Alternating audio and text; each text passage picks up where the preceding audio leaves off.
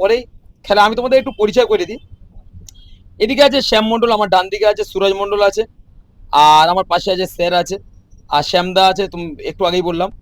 রাকেশ প্রসাদ goalkeeper, আর ভোলা প্রসাদ mid half খেলবে। আর আমার সাথে আছে দীপঙ্কর রয় এবং প্রদীপ লাহিড়ী, সম্ভবত আমি দাদাটার নাম জানি না, বাট দুজনেই অনেক বিগ প্লেয়ার। আর আমি দীপঙ্করদার সাথে একটু গল্প করছিলাম, তো ওই মানুষটার সাথে যখন কথা বলছিলাম না, মনে হচ্ছিল না উনি অত বড় একটা মাপের প্লেয়ার আমার সাথে এত ভালোভাবে কথা বলছে। সত্যি এসে বড় বড় প্লেয়ারদের মেন্টালিটি এতটাই ভালো হয়, যেটা বলার একদম বলে শেষ করা যাবে না। এই ধরনের মেন্টালিটির মানুষ খুব কম দেখা যায়, খুব ভালো মানুষ দাদাটা। রহিম নবিতা ওরকম ভীষণ ভালো।